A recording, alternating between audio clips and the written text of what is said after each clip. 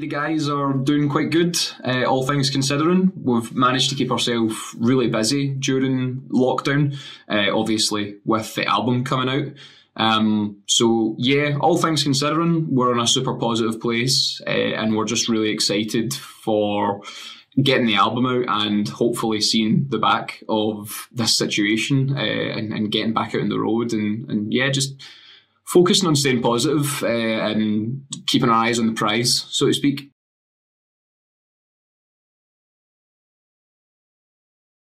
We're super excited about releasing the first album.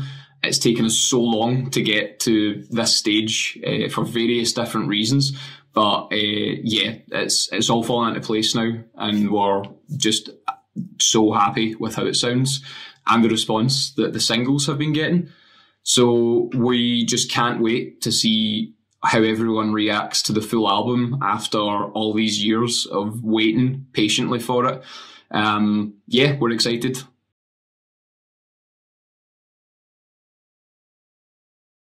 The album definitely sounds different from what it would have had we released, say, 2 years ago, which was the initial intention.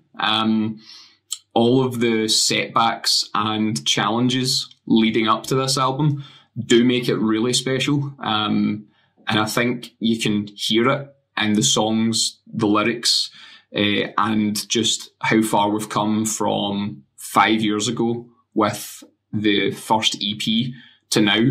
There's a giant leap in songwriting and playing and performance ability from us all. So yeah, it's a different album than the one we initially intended to release 2 years ago. So all things considering, we're kind of happy that it's taken to this point to get this album out, because it sounds so much better for it.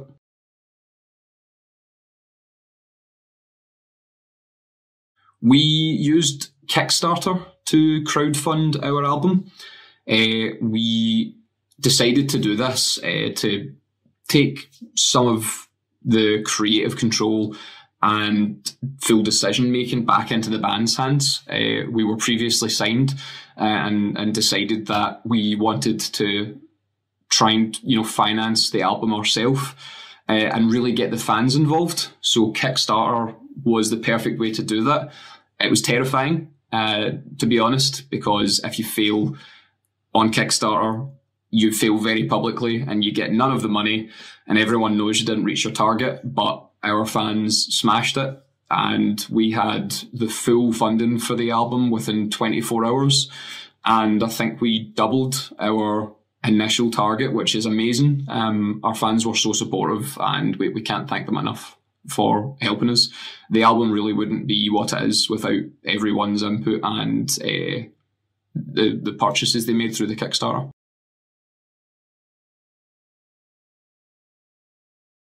The production of the album was a really fun process, and kind of all over the place. We recorded the album relatively local, for the most part. The bass, drums and guitars were all recorded in Riverside Studios near Glasgow. However, for the vocals, we decided to be slightly more awkward and use a vocal producer in New York, which would have been fine had lockdown not just been starting in New York. So we sent Scott across to New York, his first time in America, and the minute he gets there, New York locks down, America locks down, and he's just stuck in the house of the producer who was working on the vocals. So we didn't think we were going to get Scott back for some time, but luckily we did. And the vocals sound incredible on the album, so I'm really glad we did. And yeah, I think Scott learned a lot over there. So it's cool to see how that will play into future album recording process.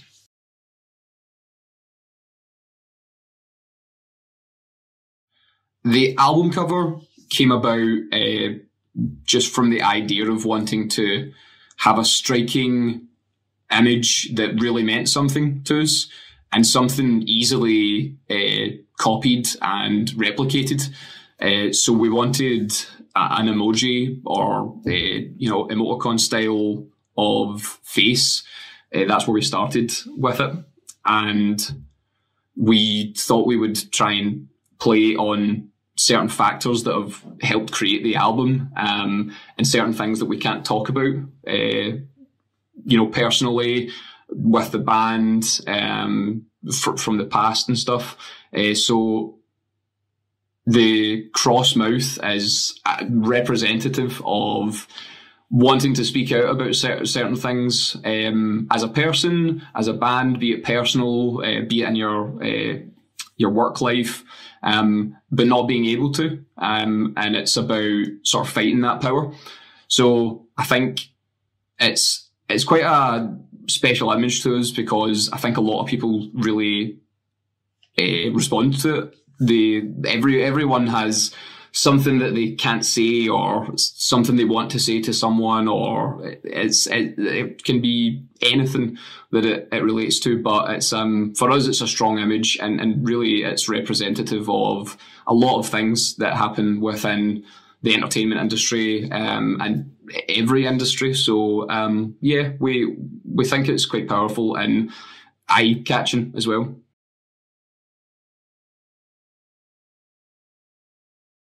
The songs on the album that I'm most proud of would probably be No Regret. It's obviously really bass-driven, which wasn't my idea, actually.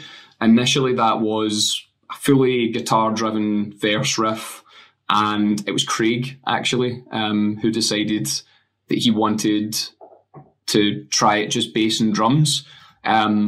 We didn't really feel the verse at that point, and when we changed it to that, everything just clicked, and it just sounded so much better. And that was one of the first songs where a decision like that had sort of come from outside of James and Scott, who do 99% of the songwriting. So that was the first time that we'd all got in a room and, really massively changed a song into something that was new and sounded better and worked better for the album. So it's definitely the first time that we tried that, and I think it really helped the song breathe, and it just sounds so much better now. And also, I get to be the main guy for 2 seconds, which is rare, so that's fun.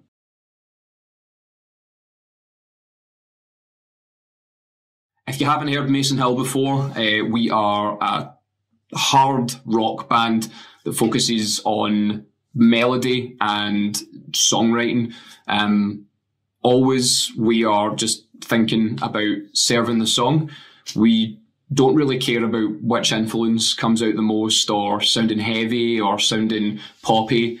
We just really, if it sounds good, we'll play it, and as long as it sounds like Mason Hill.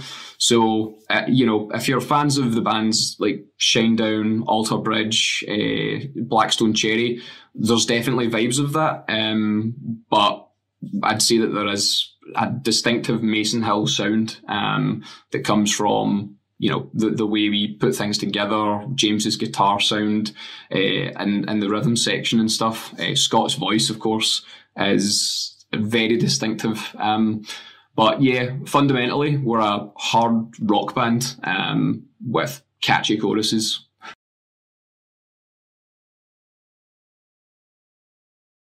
Our idols in the band vary massively from person to person. We all have so many different heroes, really. For me personally, coming from a bass player perspective, it's got to be Flea from the Red Hot Chili Peppers that really made me want to play rock bass. It totally changed how I approached music and stage performance as well. The guy's crazy on stage, and that's where I picked up my chops of, being a bit of a wild guy on stage. Yeah, but if you ask everyone else in the band, it's completely different for all of us, basically.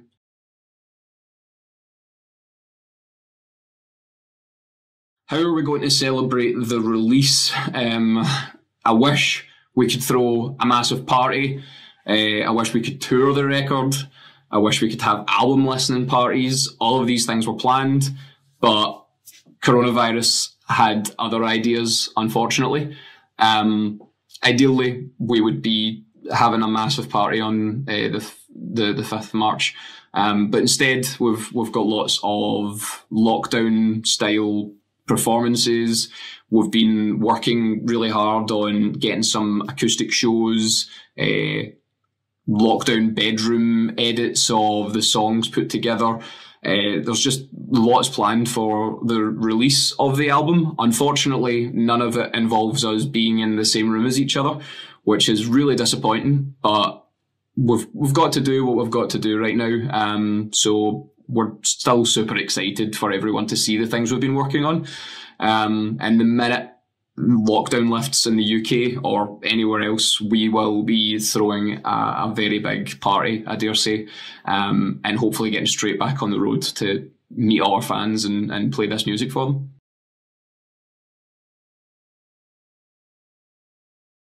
The dream for this band from day one has always been to, make it as, an international touring band, and really just spreading our music across the world. It's always been the goal. It's always been what we wanted to do since I joined the band, and I know going back even as far as James and Scott getting together in high school, that was the aim, and we're still intending to do that.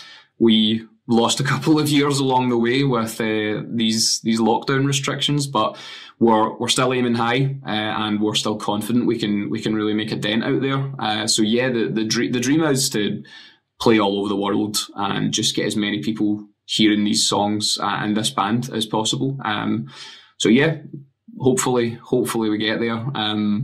It's certainly going really well with the first album so far.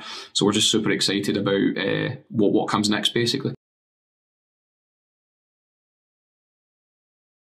If you haven't checked out Mason Hill yet, now is the time to do it, guys. March 5th, we release our debut album, Against the Wall.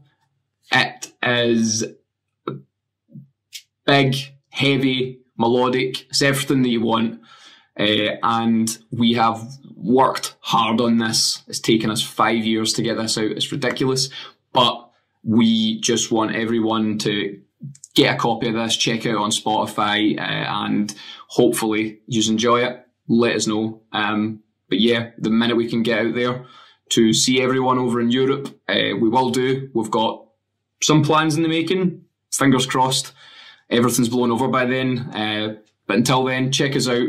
Check out the YouTube videos, and we'll see you very soon, hopefully.